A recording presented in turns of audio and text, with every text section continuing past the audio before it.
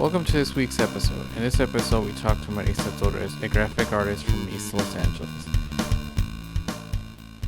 I caught up with Maritza Torres in Espacio 1839, an independent clothing store and community space in Boyle Heights, Los Angeles. As I arrived, a young woman was looking at Maritza's work, standing there in awe, Torres' graphic style. The artist sheepishly approaches the young woman and introduces herself. She is best known for her graphic style portrayal of empowered women. The focus of her work explores the feeling of otherness. In other words, Torres' paintings and drawings can only be described as fierce and tough as fuck. Throughout the night, people would arrive at Espacio to see Maritza's work. A line slowly begins forming to take photos with the artist and her work. I quietly hung out with the gallery owner and wait for my turn with the artist. Her latest collection of work is called Your Heart Whispers Resistance. According to Torres, this body of work is mostly produced in 2018 and 2019. This work is more focused on the personal struggle of finding her identity as a Mexican-American Mormon in Utah. She was raised in the Mormon church and continues to struggle to open up about her experiences being raised Mormon. Here's some information about the artist before we begin the interview. Maritza Torres grew up as the eldest daughter of a large Mexican-American Mormon family. In 2001, she moved to Los Angeles to study at the Fashion Institute of Design and Merchandising in downtown Los Angeles.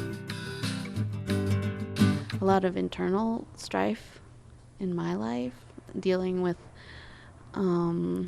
maybe kind of like opening up about things like family trauma.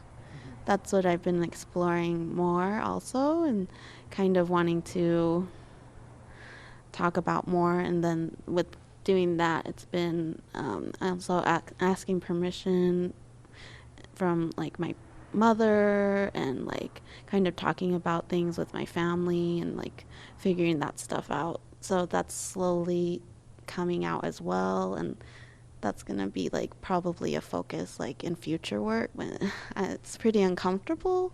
It has to, like I was raised Mormon, and so a lot of the subject matter is not something that will be easy for my family to deal with. Even me talking about my experience with the religion, I've never like done any work about that because it's too sensitive. Mm-hmm. So yeah, talking about things like, but I think now it's probably okay now. I'm like,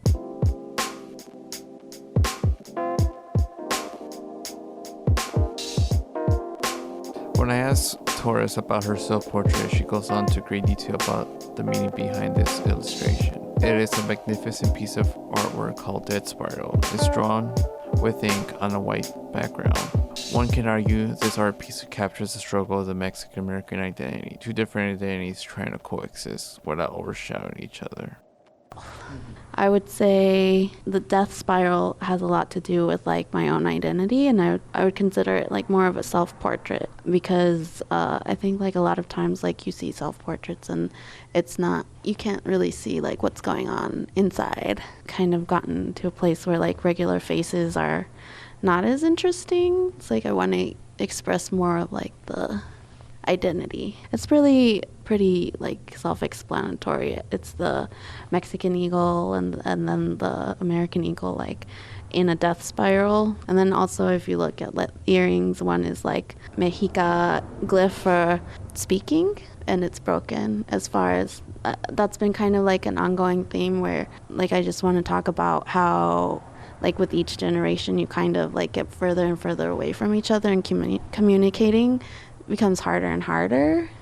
There's a lot of instances where I didn't understand where my grandma was coming from, or I didn't like understand like my mother for a lot of reasons having to do with religion and where I grew up and how I grew up compared to like how they grew up. As I grew up in Utah, and then grandma grew up in Mexico. My mom grew up in Fresno, so it's like really different experiences, and then deal with things they had to like suppress a lot of themselves, and also it was encouraged in our religion.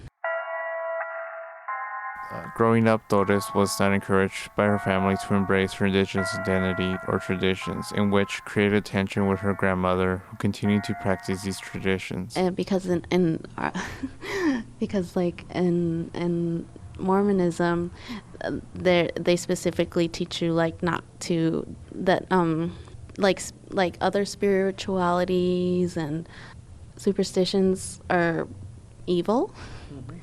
And I was like taught from a young age like that that's wrong. And so like my grandma would like tell me like different ways to like that she had learned when she was younger to like heal people or like medicinal things, and I never paid attention to it because like I'd been taught not to.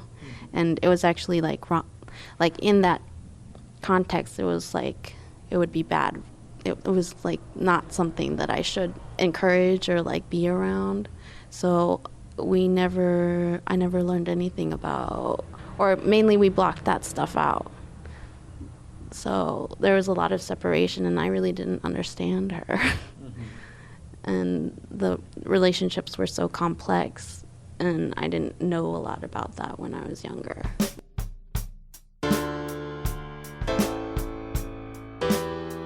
Overall, Maritza Torres wants to share her experiences growing up in a religious household through her art. She understands her experience is not unique and wants to create a space for people of color with similar backgrounds.